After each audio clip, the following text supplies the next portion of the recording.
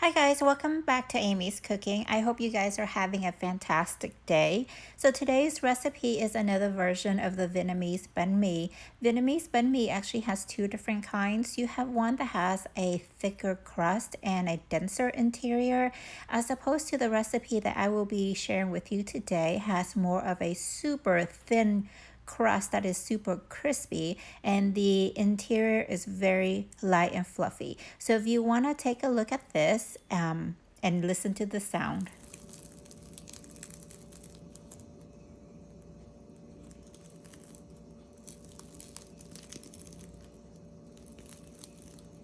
That crispy sound just makes me want to salivate. So this is the type of banh mi that you find most commonly at the sandwich shops. It is very light in weight. When you look at the banh mi, it looks big, but when you're holding it in your hand, it's just super feather light.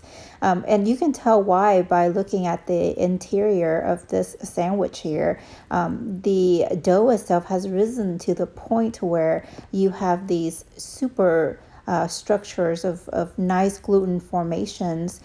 Is so stretchy, which is actually a classic traditional expectation of a Vietnamese banh mi.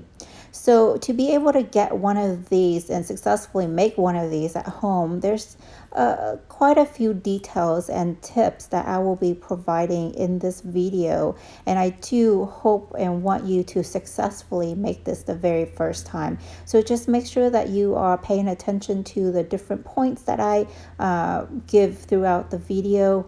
So if you want to make this, let's get started. We are using bread flour today, and one question that comes up in a lot of my bread videos from my subscriber is that can you use all-purpose flour in place of the bread flour? And the answer is yes. It's just not preferred because the all-purpose flour does not contain enough protein to be able to have that nice gluten formation. So dough improver is something I don't typically use in my bread recipe, but I am using it today in this particular recipe because it does need that to help with the structure of this type of bread. The yeast that we are using today is instant yeast. So if you do not have instant yeast and you are using active dry yeast, you do have to use the water in this recipe to activate the yeast before you add it to the flour.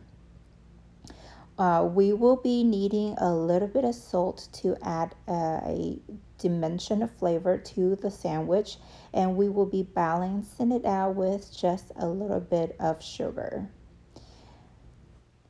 So butter is not something that you typically find in a banh mi recipe, but for me it is really important to get this airy, fluffy texture to this recipe. You don't need much, you only need about 2 tablespoons, which is equivalent to about 30 grams. Vitamin C gives a very acidic environment and the yeast love that, and you don't need much, just a pinch. You can crush a tablet. And also 1 whole egg. The egg also does what the butter kind of does, which really helps to fluffen up that dough and gives it an easier environment for it to rise. Water is really just water from the cold faucet. It's not ice cold water or it's not warm water. It's just regular water that you get from the sink. Let's go ahead and combine everything. We have a flour here, and to it I'm adding the dough improver along with the sugar as well as the salt. We will also be placing the pinch of that vitamin C in here, and then we will be giving this a quick mix and just until everything is combined. This is the butter that I have melted, and we will be placing that into the flour here. You can just also add that to the water and add it to the flour. Either way will work. But once everything is mixed, we will be placing our yeast. Now remember, this is dry instant yeast. So if you are using the active dry, make sure that you bloom it in this water here until it's fully foamy before you add it to the flour. We'll also place in our 1 whole egg. And today we will be using a dough hook with a stand mixer to knead this dough. I am going to provide you with the speed as well as the timing. The first couple minute or two, you can just put it on stir or number two, just until everything is fully combined and hooked onto your dough hook. At that point, increase the speed to number six. We will be kneading this for a total of 10 minutes on number six. And let's take a look at the dough. This is at the 3-minute mark. We will be comparing the dough and the way it looks at the 3-minute, the 6-minute, and at the 10 minutes.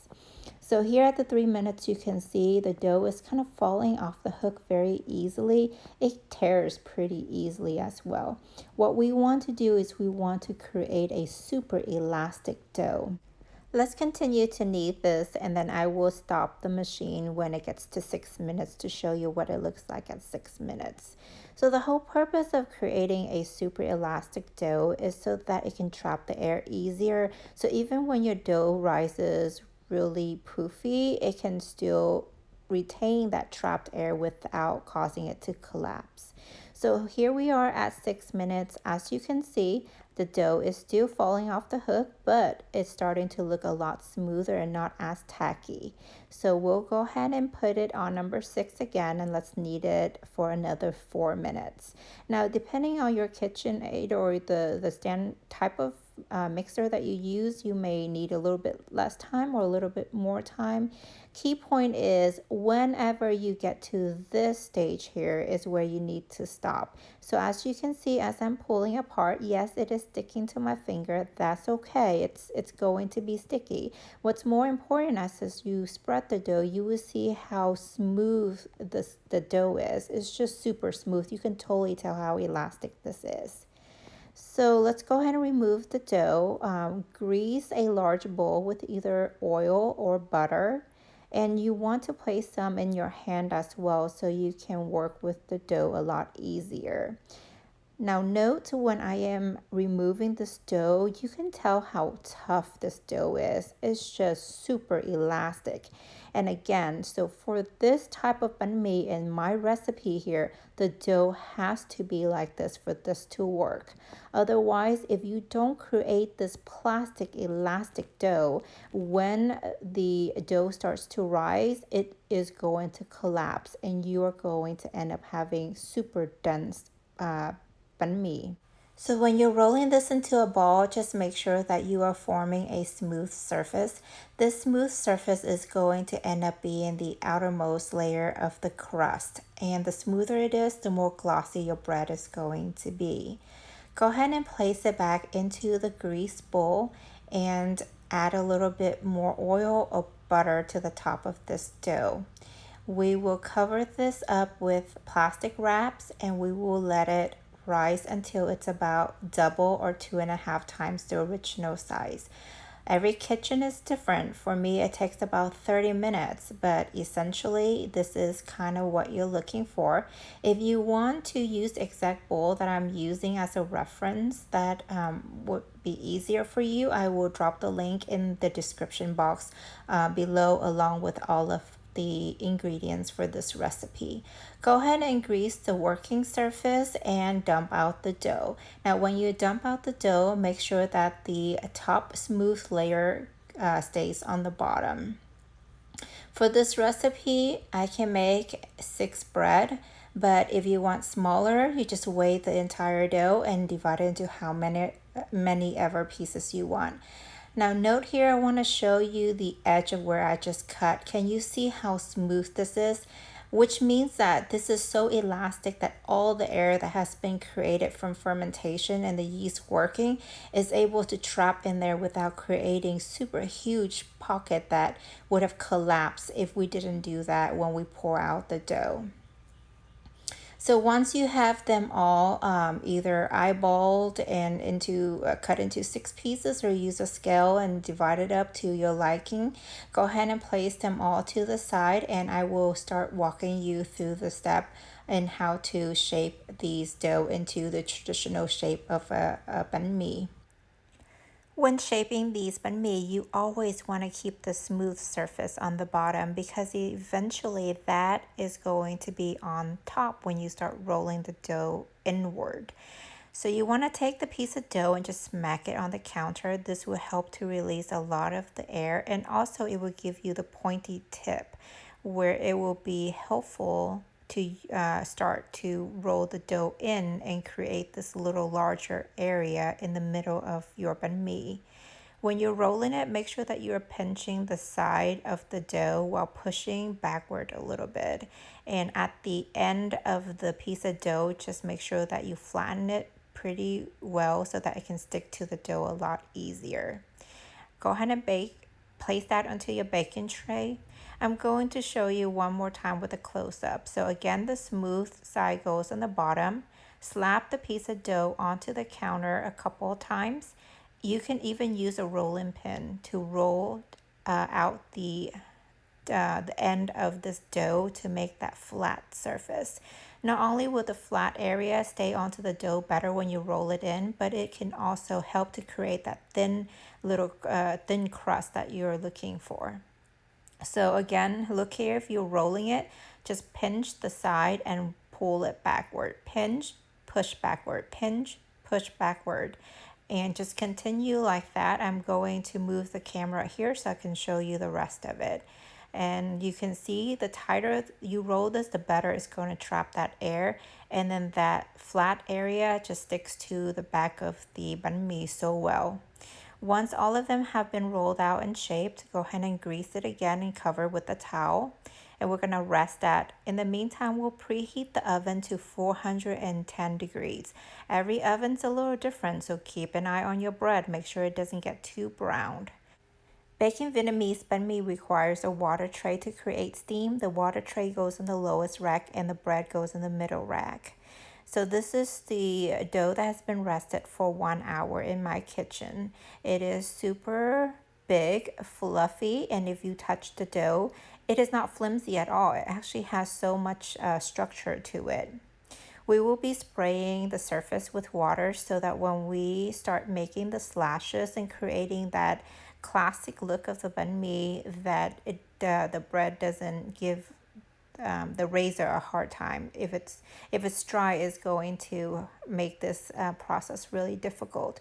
You want to use a razor, go at a 45-degree angle from top to bottom along the bread, very nice and easy as you're seeing here. So 45-degree angle top to bottom, and just make one nice cut.